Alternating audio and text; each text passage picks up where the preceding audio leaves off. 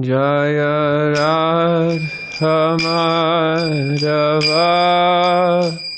Kunja Bihari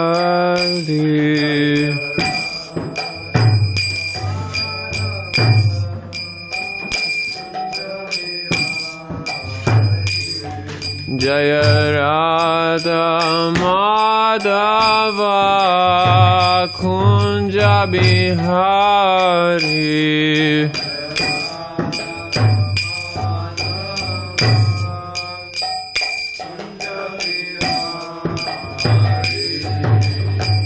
Gopi Jana Vallabha Girivaradhari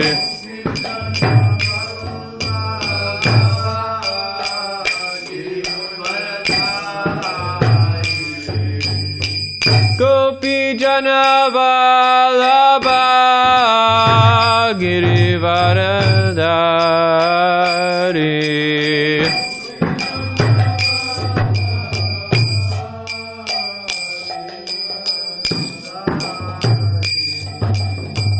Yashodanandana Prajajanarandana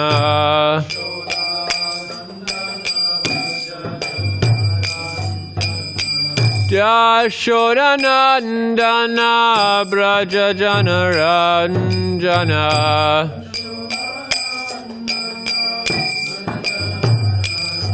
Jamuna Tira Vanachari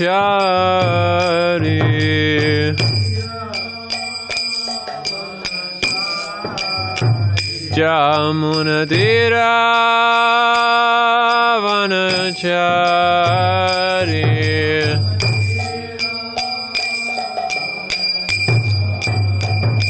Hare Krishna, Hare Krishna, Krishna Krishna, Hare Hare, Hare Rama, Hare Rama, Rama Rama, Hare Hare.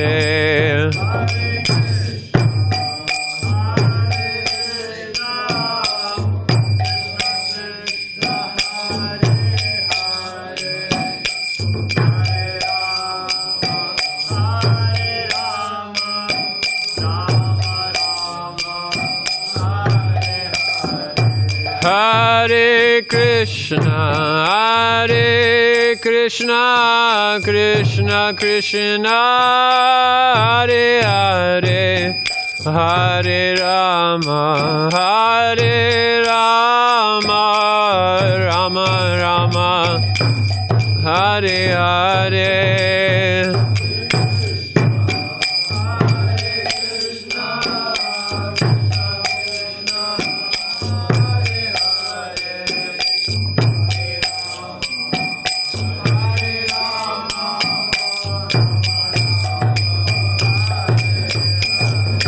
Hare Krishna, Hare Krishna, Krishna Krishna, Hare Hare, Hare Rama, Hare Rama, Rama Rama, Hare Hare.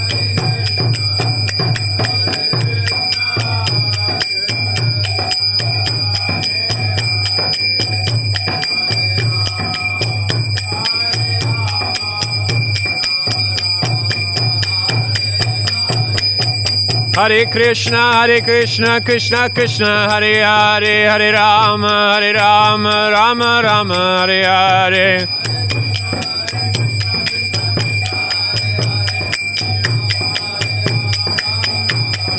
Hare Krishna, Krishna Krishna, Hare Hare, Hare Rama, Rama Rama, Hare Hare.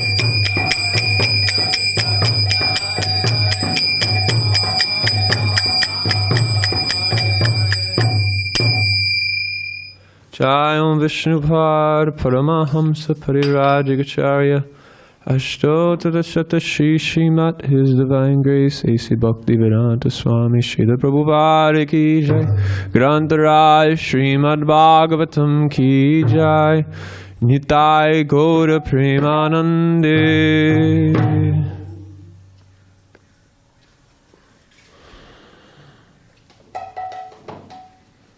Om Namo Bhagavate Vasudevaya.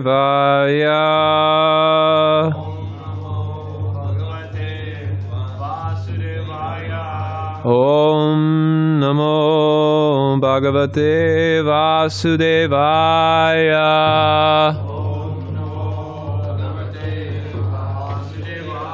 Om Namo Bhagavate Vasudevaya.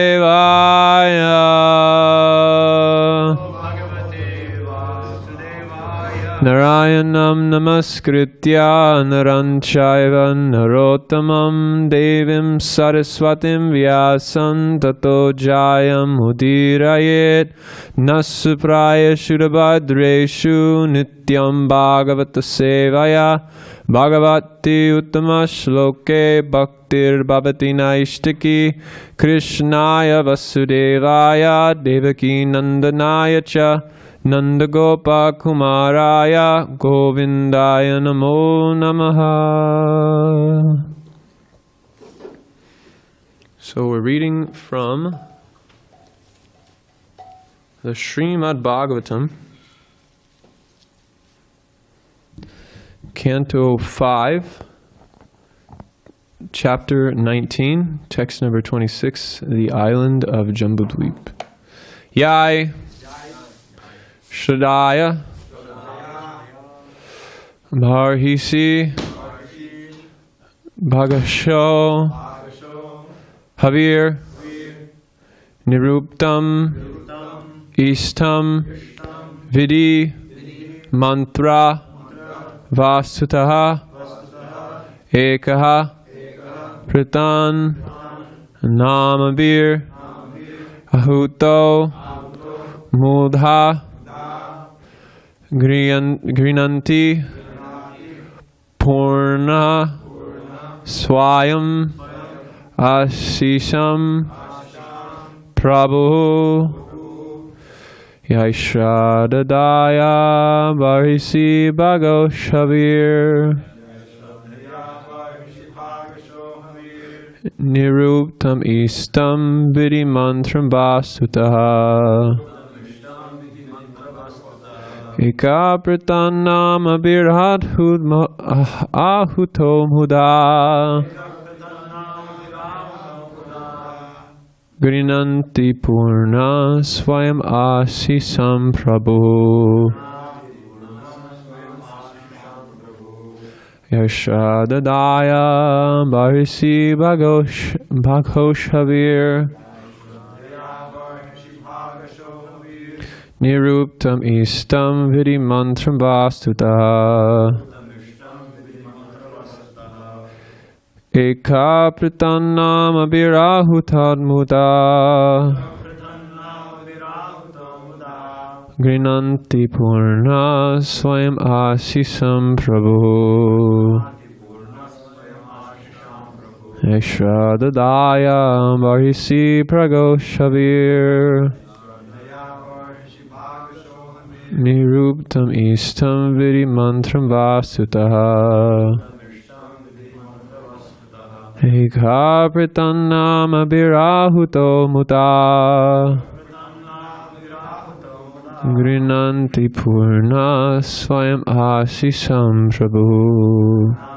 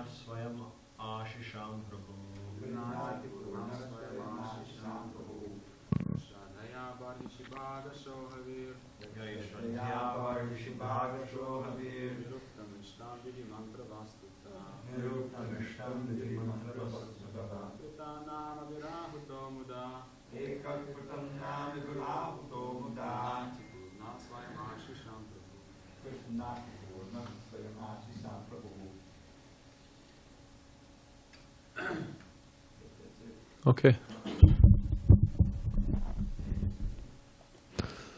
Zoom. Ashradaya Bharashi Bhagoshavi Niruptam Ishtam Vidhi Mantra Vastuta Eka Pṛthā Namavir Ahutam Huda Grinati Purna Sayam Asisam Prabhu.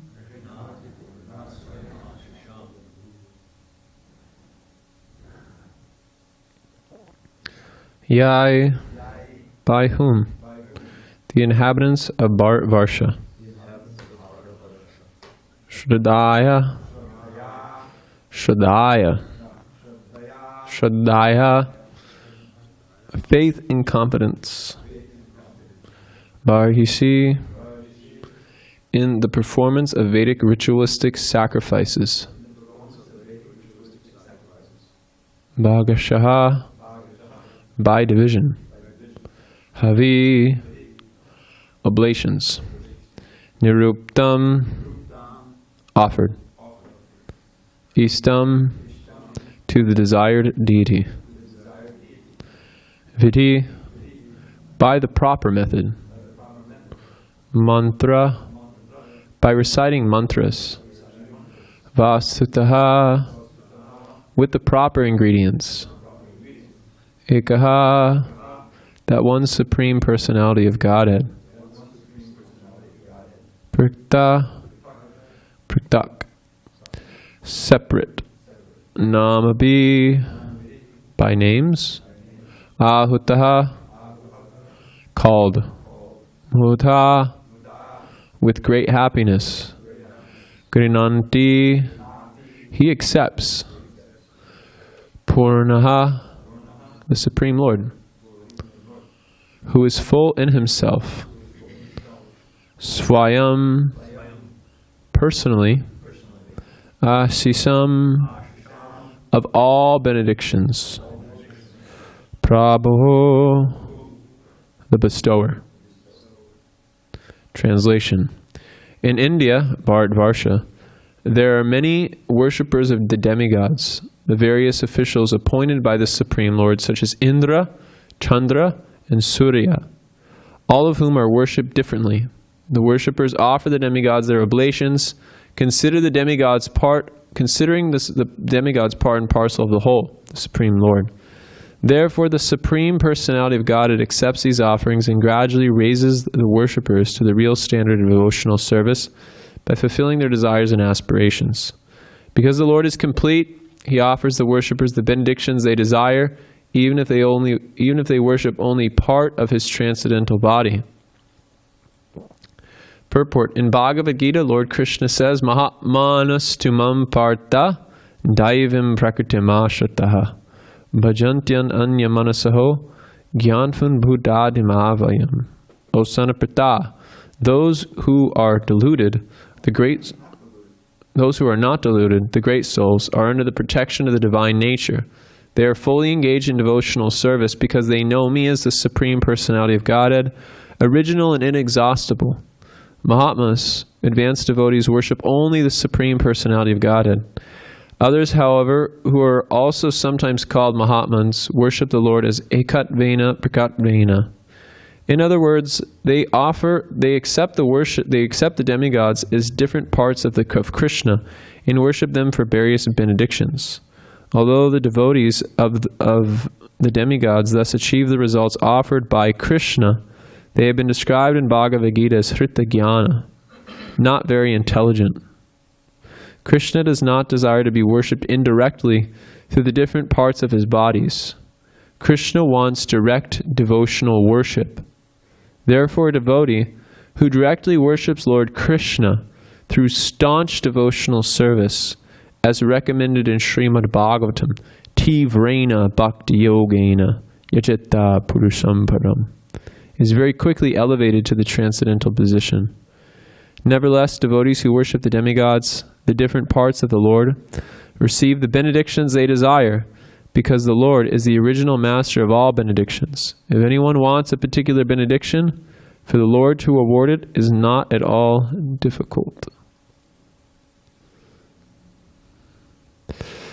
Om ajñānatimirandasya gananjana shalakoya chakshurun minitam yena tasmai shri gurave namaha Shri Chaitanya-manobhistam stapitam yena bhūtale swayam rupa kadamayam dadati svam padantikam namashreshtam manuapi satiputram atrasvarupam shrupam tasya grajam varupurim mathurim gosvaratim radha kundam girivaram horadika madhavam samprapto yasya patita kripaya shri gurum tam natosmi vansha kalpatarumbhischa kripa sindhurevacha patitanam pavanebhyo vaishnavebhyo namo namaha Jaya Shri Krishna Chaitanya Prabhu Nityananda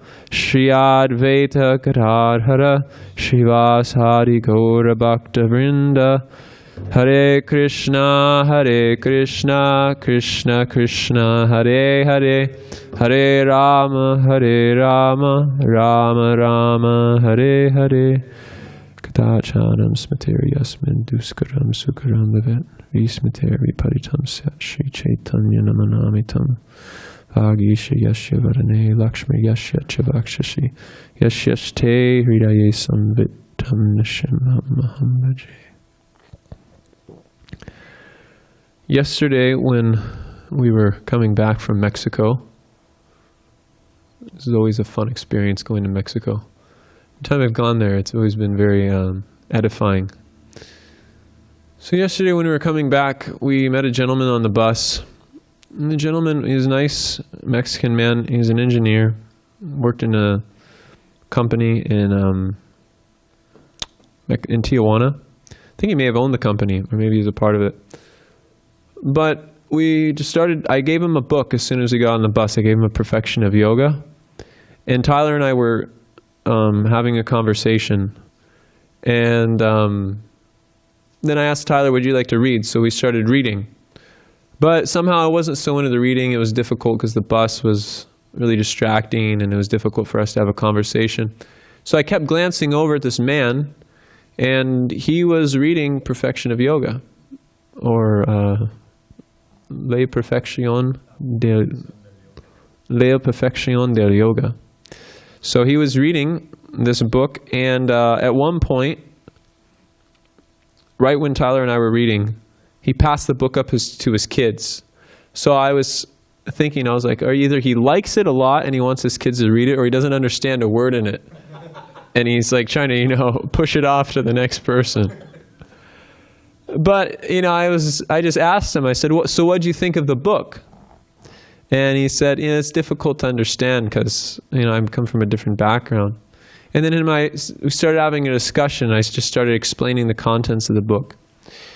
And then he was actually getting into the conversation. He was reciprocating. Sometimes when you talk to people about the philosophy, they may be like acting like they're paying attention, acting like they're, what's the word for it? Comprehending. They're acting like they're comprehending what you're speaking about. They'll say, yeah, no, yeah, that makes sense. But they won't reciprocate. And reciprocate means they begin to associate. For reciprocation to take place, it means that association is taking place. Sometimes you'll meet people In India, one of the most common questions I get, actually it's the most common question I get practically anywhere in the world, is that I'm working a materialistic job, but I want to be a devotee. How do I maintain devotional consciousness when I'm working in my job? So the way you do it is you go into your work and you say, yes, sir, no, sir, very good, sir, but you don't associate. So what does it mean to associate? It means to reciprocate. It means there's an exchange of emotions, an exchange of thoughts, and an exchange of love, ultimately. So how do we associate is the question.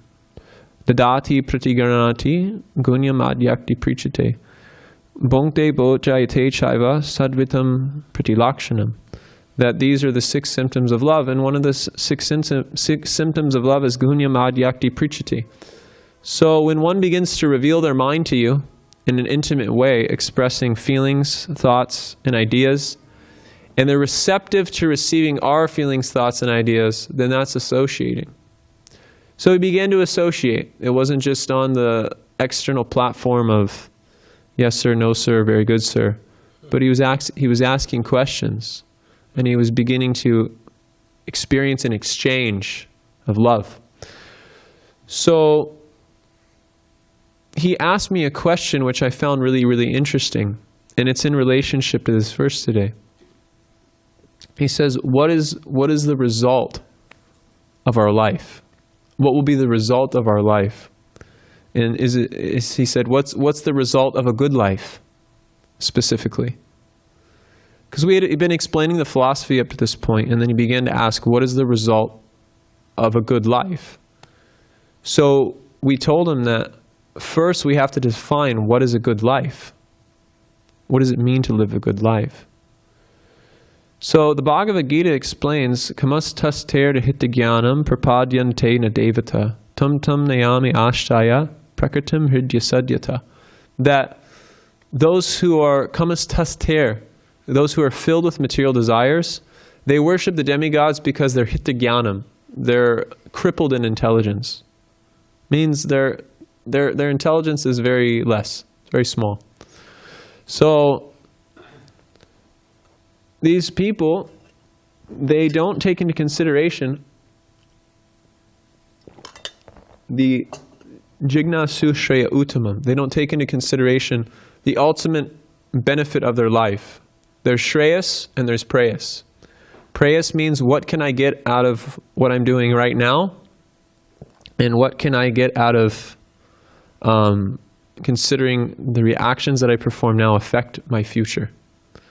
So most people in the world, they make decisions on the basis of preyas for the purpose of kama, sense gratification, and artha, material development.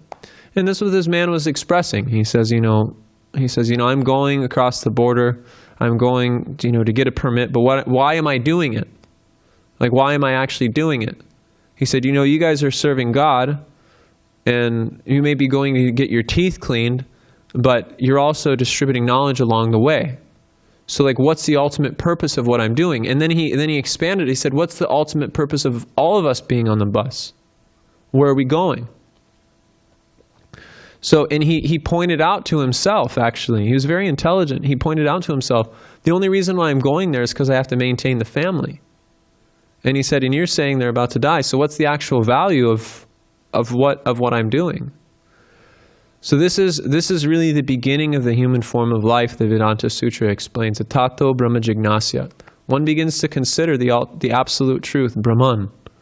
And what is the consideration of the absolute truth? Consideration of the absolute truth is recognizing the difference between matter and spirit and the controller of both. This is the beginning of inquiry. So to ask, I'm doing this now, but what's the ultimate purpose? This is the beginning of inquiry. He began his life of devotional service. So what is the ultimate result of our activity is the question we have to ask. And Rupa Goswami says this even about those who are practicing devotional service. Krita sadya bhavat sadya bhavasa sadanabhita nityasiddhasya bhavasya prakṛtim hṛdya sadyata. That the ultimate purpose of sadhana bhakti is to bring about bhava, love for Krishna. And everything that we're doing, worshiping the deities, going to the Dham, chanting the holy name, we have to have a very clear direction with why we're doing it. Because the holy name is Namachintamani Krishnas Chaitanya Rasa Vigraha. Punano Shuddha Nityamukto Binatvam Namanamino. Namachintamani. Namachintamani means it's capable of fulfilling all desires. So what is it that we're desiring in our devotional life? What is it that we're actually striving for? There's this nice book called Vraja Leela by Indradyumna Maharaj. It's not about it's not about the pastimes of Krishna in Vrindavan, but it's about one of his disciples who was named Vraja Leela.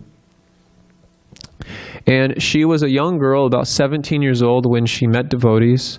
And I think she got initiated at the age of 19, and she left her body at the age of 23, 24. She was from Russia. And one of the things that really caught me about that book, and there's few things that I'll read a book and there's like a thing that really stands out. I remember like the overall geography of the book, but I don't necessarily remember like point by point. But this particular point I remember very, very clearly. What she said was, some people, they're praying to cook a nice rajbhog. Some people are praying to dress the deity nicely. Some people are praying for a good wife. Some people are praying for a good husband. Some people are praying for a good book score. And some of these may be devotional desires. But she said, the only thing I'm praying for is to become attached to Krishna. Because she was 19 years old and she was diagnosed with leukemia. When she took initiation from Pujapad in His Holiness Indradyumna Maharaj, he gave her first and second initiation practically right after each other because he knew her condition was very serious. She had leukemia, and then shortly after she took initiation, she asked her Guru Maharaj if she could go to Vrindavan because that time was coming. So she just lived in Vrajadam. And the only thing she was praying for, looking at Krishna Balaram, I just want to become more attached to you, because she didn't have a lot of time and she was so young. So we always have to consider, what is the result of our activity? What does it mean? It means one has a pasha buddhi. Pasha buddhi means an animalistic intelligence. It means I'm only taking into consideration the needs of my body, the needs of my mind, and the extensions of that identity of the body. My house, my children, my life, my strife. And the only consideration someone who has with hṛta-jñānah, pasha buddhi, very materialistic intelligence. So they worship the demigods. For what point? They worship the demigods in order to experience a higher standard of sense gratification, a higher standard of materialistic consciousness. They're able to enjoy sex pleasure for a longer period of time. They're able to take intoxication, a very specific kind of intoxication, which extends one's life.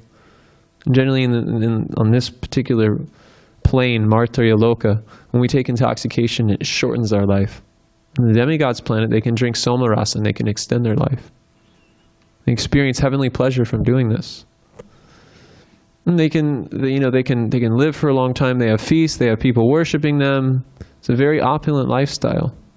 But the Bhagavad-gītā says, Te tam bhukva sarva lokam vishalam krisne punim matya lokam vishanti evam tre dharma nu prapanam gatam katam kama kama labante. In this particular verse, I'm just going to read it directly. When they have thus enjoyed vast heavenly sense pleasure, and the results of their pious activities are exhausted, they return to this mortal planet again. Thus, those who seek sense enjoyment by adhering to the principles of the three Vedas achieve only repeated birth and death. So what was the value? And actually, in order to raise oneself to that standard of material sense gratification, it doesn't come easy. If you look at the different vidhis that are required, like this verse is saying directly, it's saying in the shloka, it says, vidhi matra vastutaha that there's particular mantras that one chant with the proper ingredients. So one has to acquire gold, one has to acquire vast quantities of ghee, one has to consult astrologers in order to perform the yajna at the right time. And if one thing is done improperly, it's not accepted.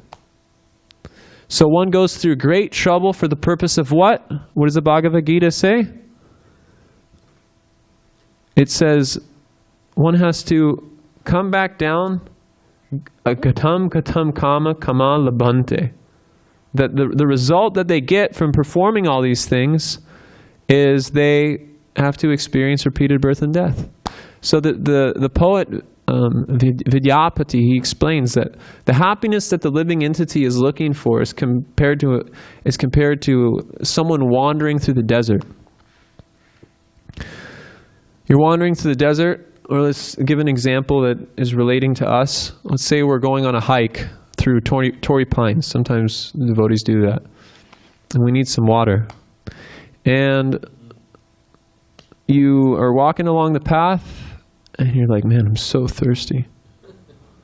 I didn't drink any water this morning. I've been drinking water all day. It's like 4 o'clock. I'm so thirsty. It's so hot. And then someone comes up to you, hey, Prabhu, I got some water. Oh, really? You do? And they pull out one of those little spray bottles that we use for traveling Achman, and they give you a little drop of water on your tongue. Completely unsatisfying. Completely unsatisfying. Actually become more agitated.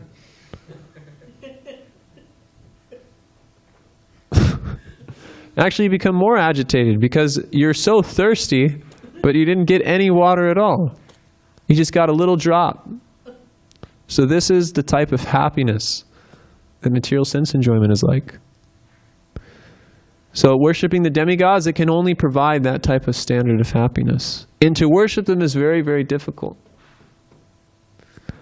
So devotees, it's explained, Krishna bhakta nishkam atayeva shanta bhukti mukti siddhikami sakaleya shanta.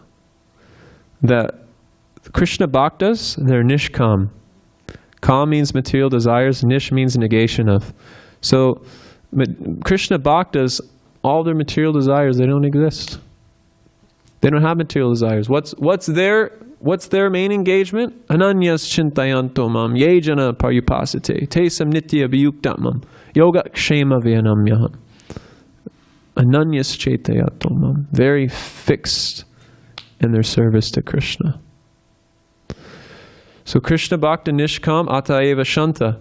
And what's the result of them having this atayeva shanta? What's the result of them being nishkam? They're atayeva shanta. They're shanti, peaceful. Their mind is peaceful. It's also explained in the Bhagavad-gītā. Bhoktiram yagyatapasam sarva loka maheshvaram suridam sarva bhūtānam jñātvā mam shantim richate. So not only do the devotees, not only are they peaceful, this verse is explaining suridam sarva bhūtānam. They have Krishna as their best friend. So they're completely happy and satisfied. But what's the other side of it? Bhukti mukti siddhikami ateva sakaleya shanta. That all of them, the bhuktis, those who are after material enjoyment, those who are looking for siddhis, mukti, those who are looking for liberation, and those who are looking for perfections, yogic perfections. And even one could say that nowadays just to desire to, fly a plane or, travel a drone all over the city and take pictures of people, it's also a kind of siddhi. So what's the value? Because what's the ultimate result of desiring those things? Sakaleya shanta. All of them are ashanta. They're not peaceful. Their minds are disturbed. Bhoga ishvarya shuta shribir.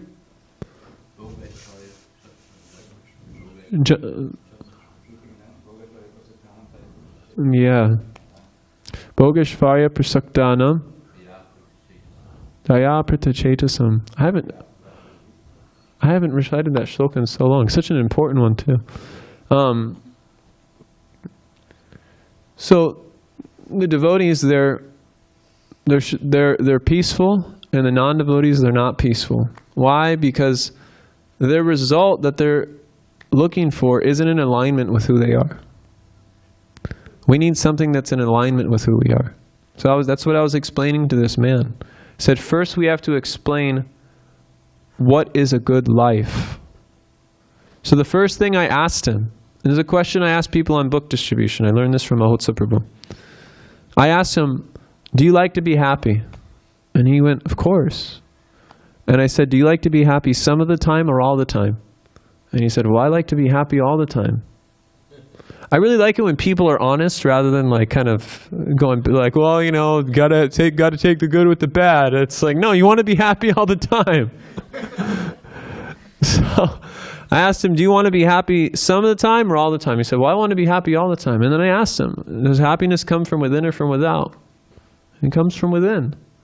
And I said, does it come from the spiritual or material? And he says, it comes from the spiritual.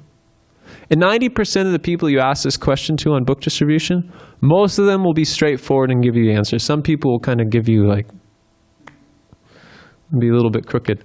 But everyone inherently understands there's an intuitive sense that my happiness doesn't come from organizing the material elements.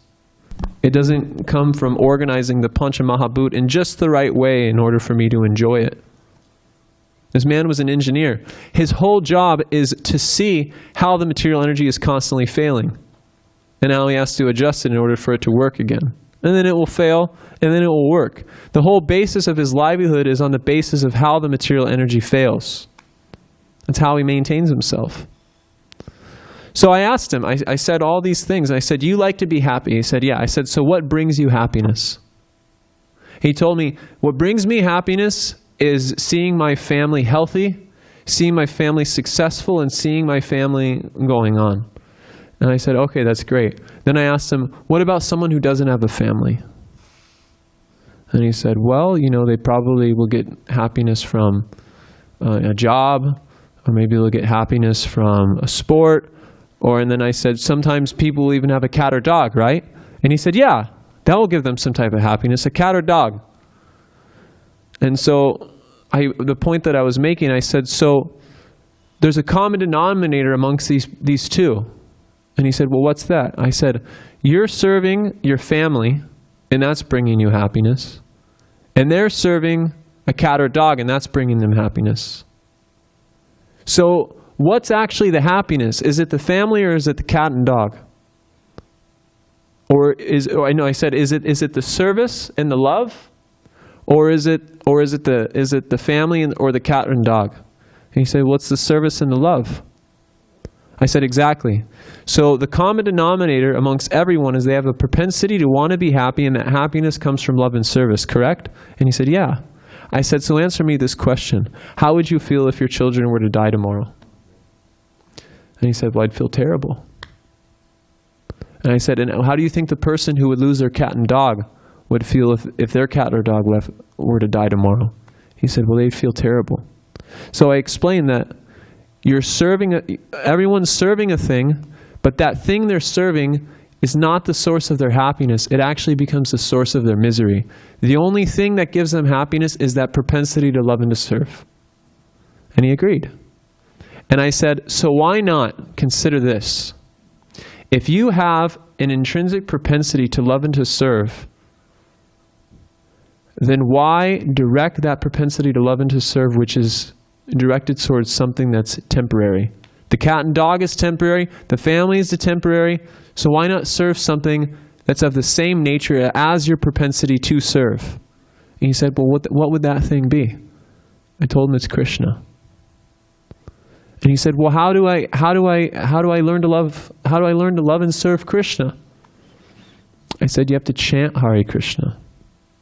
Because Krishna's Namachintamani's Krishna's Chaitanya Rasa Vigraha Purnano Shuddha Nitya Mukto Binatvam Namanamino Binatvam Namanamino. That Krishna's name and himself are non-different from each other. So I said, just like you and your family, in order to become closer, in order to develop a thicker relationship, you spend quality time together, isn't it? He said, yeah. I said, so therefore, in order to develop a quality relationship with God, you have to spend time with God. And the way you spend time with God is through chanting His holy names, because God is non-different from His names. And then we did a kirtan.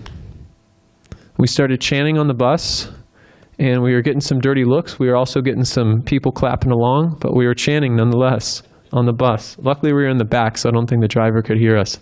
But we did a small kirtan, maybe five minutes. And then afterwards, as soon as the kirtan stopped, he goes, "Whoa, such a calming effect."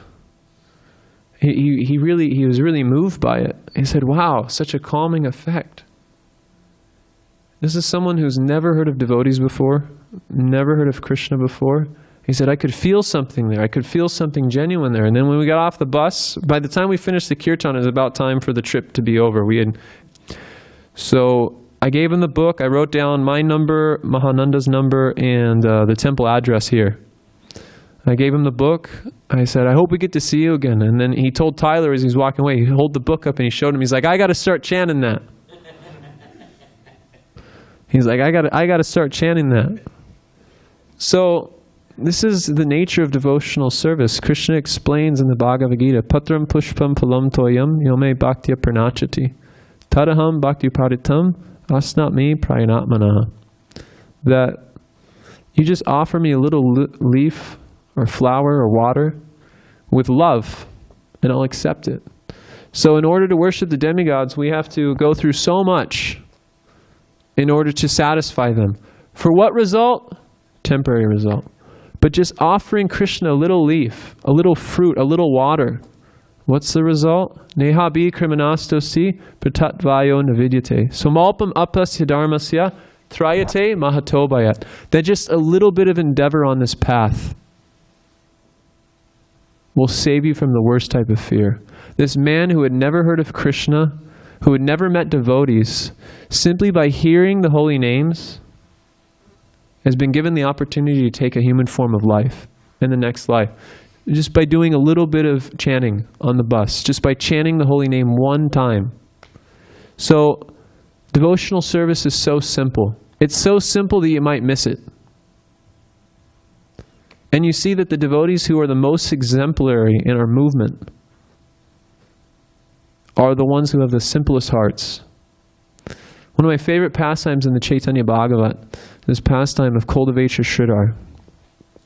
When Chaitanya Mahaprabhu was coming from, after performing kirtan at the Chandkazis, it's a whole pastime.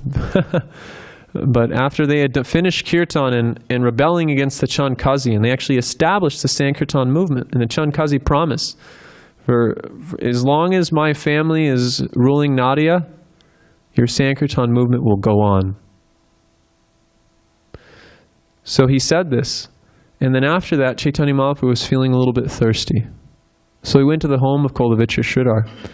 And when he got to the home of Kulavitra Sridhar, he said, "Kulavitra Sridhar, I'm thirsty. Bring me your water pot."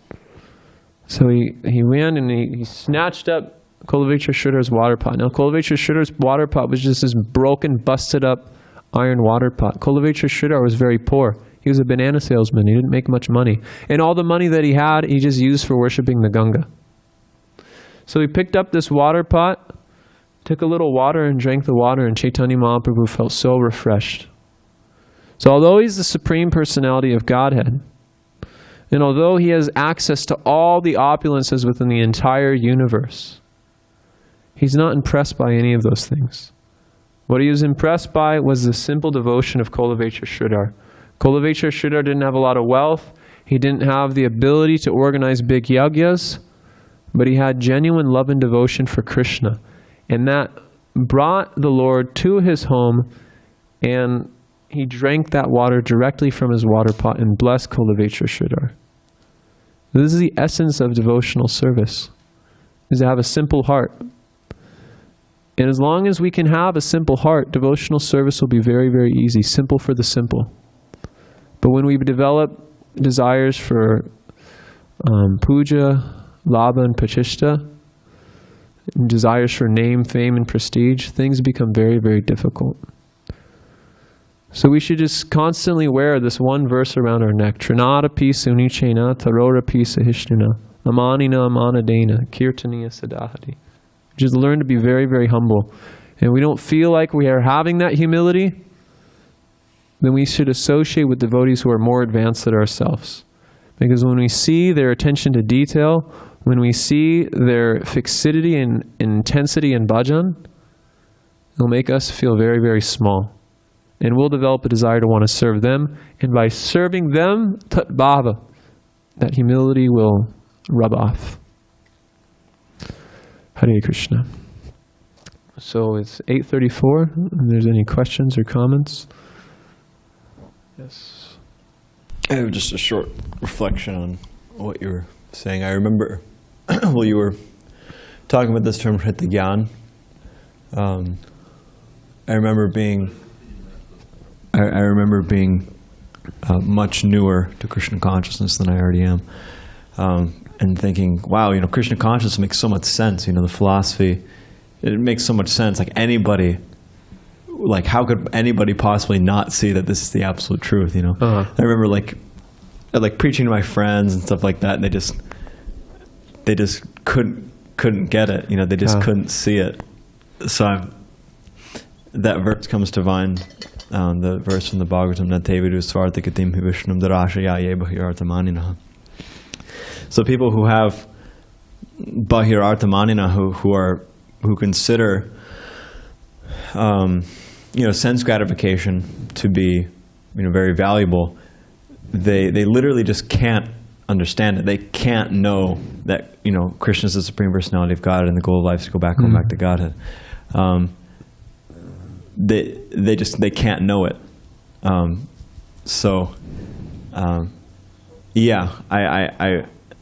have some realization about that term, hṛta-jñānah. Their intelligence is literally just completely stolen away. They can't understand it at all. So that guy on the bus, you kind of first, in order to make him or make the preaching more accessible to him, you have to break down his faith in sense gratification. That's the first thing you have to do. Otherwise, it's just you just keep hitting a wall. Because if you have a stake in this world or in the pleasure that comes from material fruitive activity, like a man is with a woman, and they're so bad for each other, completely terrible for each other, and they fight all the time, and they just cause each other so much stress. But they're just thinking, oh well, but I love them so much, and we can work it out, and this and that, and maybe they look at the good parts of the relationship, and they say, okay, well, we can work it out, but ultimately it's just completely useless, and it's just completely toxic relationship. And then they get out of it, and then they're thinking, oh my God, I'm really glad that's over. So it's kind of the same thing. People have a toxic relationship with the material energy, and they think, okay, we can work it out, because they have some kind of stake in it still. But until you kind of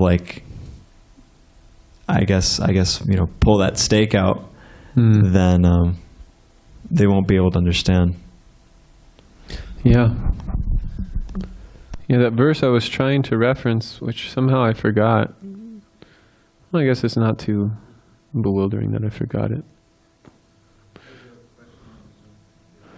Okay, before we go to Zoom, let's hear from everyone here. Let me just ask you. I actually have a question here. Yes. It seems a little bit contradictory here. In the verse itself, you find, this is still the demigods speaking, right? Who's actually offering this verse? Isn't it the demigods? I believe so. Anyway, it says that the worshippers offer the demigods their oblations, considering the demigods part and parcel of the whole. And the Supreme Lord, therefore the Lord accepts these offerings and gradually raises the worshippers to the real standard of devotional service by fulfilling their desires. Now, that's kind of a positive thing. In other words, all right, they may take a longer route, but because they're not directly offering to Krishna. But then we find in the purport, Prabhupada is referencing that verse from the 7th chapter, hṛta-jñānah, and that's the start of a whole series of verses in which Krishna says, at the end, they're not very bright. In other words, those who worship the demigods, and then in the 9th chapter it says they go to the heavenly planets and they enjoy a little bit, then they come down again. So what do they really get? Gadagatam kama kama labante. They just go and they come, they didn't make any advancement. But here it says that ultimately it gradually raises the worshippers to the real standard of devotional service by fulfilling their desires and aspirations. So how is that going to gradually come? By them realizing how futile it is. My limited understanding of it is that according to like the Vedic method, this is a process, this is a path that one can take, that you can worship the demigods, and then through worshiping the demigods and hearing about their glories, it's a gradual elevation. Of course, we know the Puranas are broken up into 18 segments, and then those 18 segments are divided into 3, 6 in each segment, one governing the mode of ignorance, tamasic, one governing the mode of passion, and one mode governing the mode of goodness. I don't want to say governing. They're written for those. Yeah, they're written. They're overseeing. Yeah, governing wasn't the proper word. So they're written specifically for people who are of a lower nature, a mid nature, and then a higher nature. So if one starts out in the mode of ignorance, they'll be hearing about how Lord Shiva is the supreme. And this is why, quote-unquote, Hinduism is very bewildering for people. Because you have all these gods, because the Vedic method prescribed different things for different people. So one's worshipping Lord Shiva and they're understanding Lord Shiva is the supreme, and that's not necessarily because Lord Shiva is the supreme, but it's to help them get an understanding that there's something beyond themselves. It's just like the Bhagavatam starts with the Vishvarupa of the Lord. It's not that the Vishvarupa is the ultimate conclusion of the absolute truth, but it's there in order for the gradual elevation of the consciousness of the living entity who's completely polluted by Aishvarya. What's that? Ishvaraham Hambogi. They're completely bewildered by this disposition. I'm the controller, I'm the enjoyer. So the Puranas, the Vedas, they give this understanding, well, actually you're not the controller and you're not the enjoyer, but we'll give you a little bit of space in order to maintain that conception. But do this as a business transaction. So one will hear about Lord Shiva and the Tamasic Puranas. One will begin, and then by reading those Puranas, they'll hear that in the Rajasic Puranas, there's mention of stories of Lord Shiva. So they'll move on to the Rajasic Puranas, and then in those Puranas they'll hear about Lord Shiva worshipping Lord Vishnu.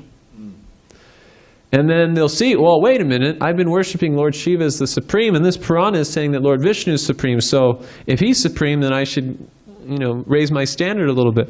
So then they'll begin to hear about how Lord Vishnu is the supreme, and then they'll move on to the Sattva Puranas. And in those Puranas, it's just the glories of Lord Shiva. You have the Padma Purana, Vishnu Purana.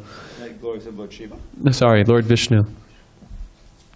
So the glories of Lord Vishnu are mentioned there. So when one begins to worship Lord Vishnu, I keep doing it, I keep saying Shiva. But when one begins to worship Lord Vishnu, then they begin to experience the effect of worshipping Lord Vishnu. Aparabda palam papam kutam bija palamukam kramneva paliyeta Vishnu bhakti radatmanaha. What begins to happen? All those material desires which were binding them to worship those different demigods are becoming purified. And so the purification of those desires, the end result is tīvreṇa bhakti-yogena. That one develops vyāsayatmika buddhi, or very fixed intelligence, just to worship only Krishna, only Vishnu.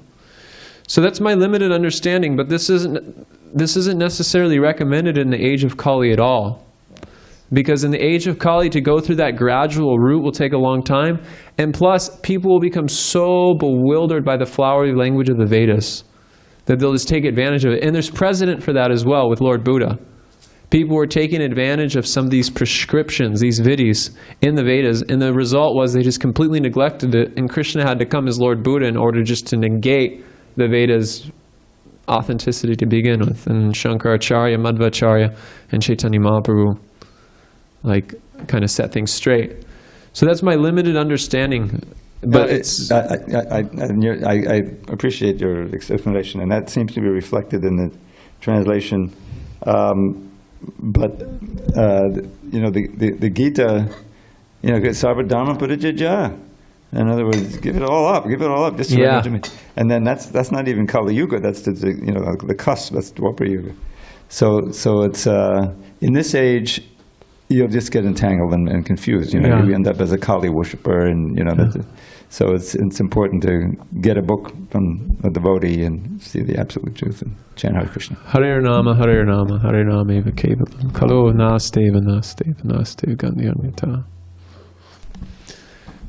Dimitri. You mentioned about how to spend quality time with Krishna is through japa.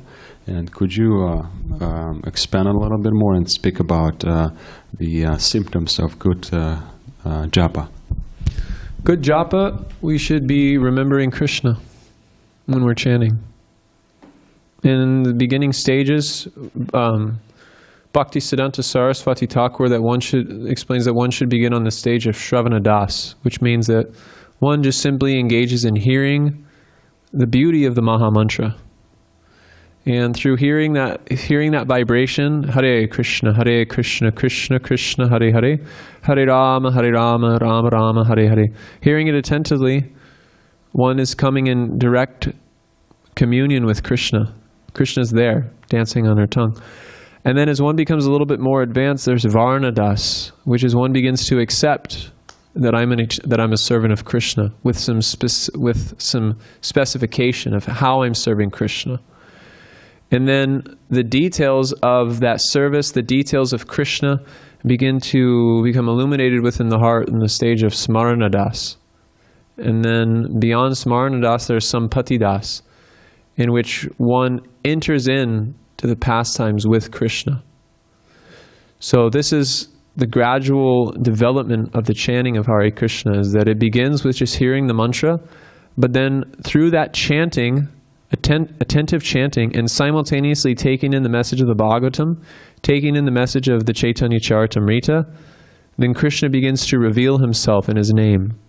There's different dimensions of the holy name. There's Nama Rupa Yuktanam, which is the form of Krishna begins to be revealed. And there is Guna Yuktanam, which is the qualities of Krishna begin to reveal. So you can learn about the qualities inside of... You can learn about the qualities of Krishna inside of the nectar of devotion. It's okay. We're almost done. It's okay. You can learn about the qualities of Krishna inside of the nectar of devotion. One of the qualities of Krishna is very grateful. Remember, Krishna is very grateful, and so these things will begin to become illuminated. And then there's Lila Yuktanam, which is the pastimes of Krishna become to unfold. And it's not that it's being done separately, it's being done through the chanting of Hare Krishna. So good japa means that we're remembering Krishna. In the beginning stages, in the level of Shravana Das, where we're currently at, we should just be hearing the holy name attentively. But as time goes on, 20 years, 30 years, 40 years, 50 years, we should be with Krishna. And just this answer in regards to japa, this is not in regards to Harinam and congregational singing, right? Both. Both. When one's chanting in kirtan as well, one should be remembering Krishna, his pastimes, his magnanimity. Otherwise, where can the feeling be? That was another point that I was making to him on the bus, is that unless you understand the details of that person, then how can real love develop? So unless you understand the nature of Krishna, the swabhava of Krishna, then the potency of our calling out sincerely to want to have a relationship with him, it won't be to the degree it could potentially be at. There's this nice verse in the Srimad Bhagavatam, 2nd chapter, of the first canto. Sorry. Let's see.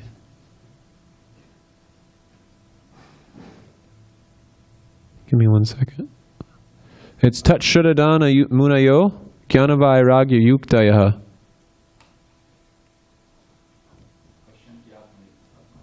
Yeah. You remember the number?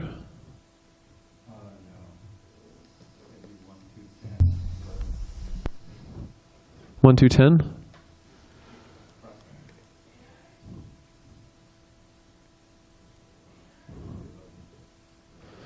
Anyways, I'm not finding it, but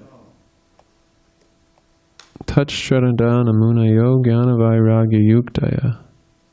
I think it's right before.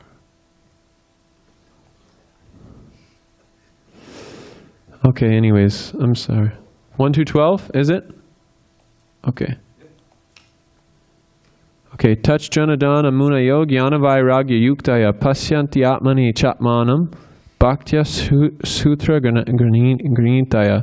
The seriously inquisitive student or sage, well equipped with knowledge and detachment, realizes that absolute truth by rendering devotional service in terms of what he has heard from the Vedanta Shruti. So the quality of our devotional service becomes refined through the hearing process.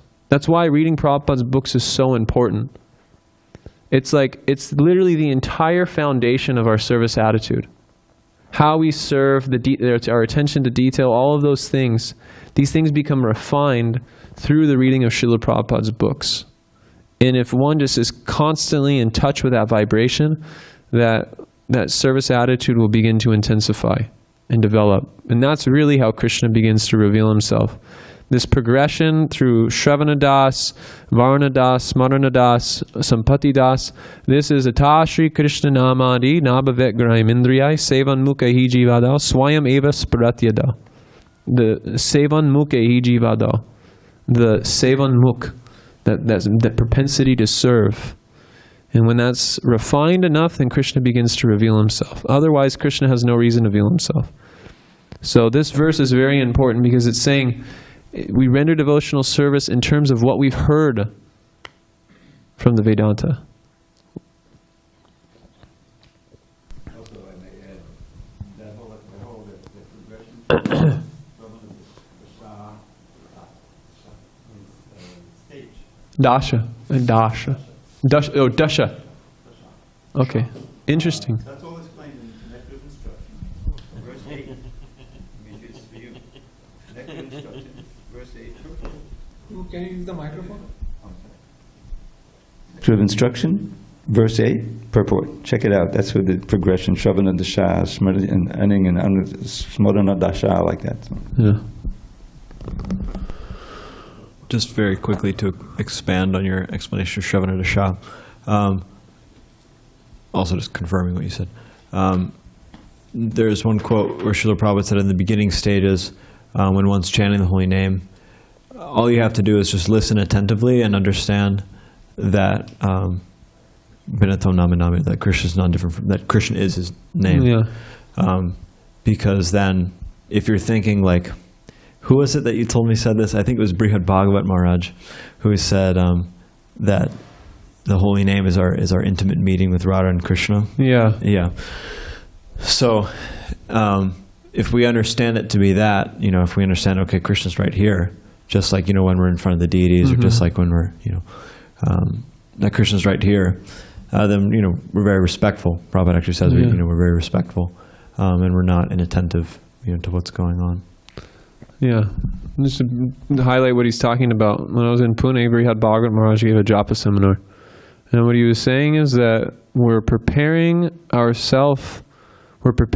hearing for our intimate meeting with Radha and Krishna. So during Ekadasi, he had like this retreat where we all chanted 64 rounds. And so he cleaned the whole room we were going to stay in. He organized the prasadam for later in the afternoon. He prepared everything. And why was he arranging it? So all the devotees could have a nice meeting with Radha and Krishna. So if we were remembering that I'm meeting with Radha and Krishna, I'm preparing my hearing, everything I'm doing is just preparing myself for that time with chanting. Okay. Bhaktas. Okay. Zoom room. Hare Krishna, Dhanavad Pranam Prabhu. So Prabhu, you said that Kalabhaja Shridhar has such deep love and affection for Supreme Personality of Godhead, Sri Krishna Chaitanya Mahaprabhu. So, how did he develop that love? Is it from a past life or? Well, my understanding is that Kalabhaja Shridhar is a nitya siddha, so there's no question of it developing. It's just present there.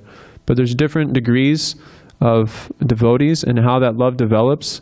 There's sadhana siddha, which means that one engages in the process of sadhana bhakti very seriously, and that brings that Krishna prema. Through that intense endeavor, Krishna becomes pleased and he bestows that love. And then there's a kripa siddha, that one just meets a devotee and then they become perfected just by meeting a devotee or by Krishna's mercy. So many different things could be there that could cause that kripa siddha. And then there's nitya siddhas. But Srila Prabhupada explained that whether you're a nitya siddha or a sadhana siddha, siddha is siddha. So when you're perfected, you're perfected. Thank you Prabhu for the answer, Prabhu. Thank you. Hare Krishna. Hare Krishna, Vansha Kalpatarumvischa Kripa Sindhudevacha Patitanam Pavanebhyo Vaishnavebhyo Namo Namaha. Grantharaj Srimad Bhagavatam Ki Jai.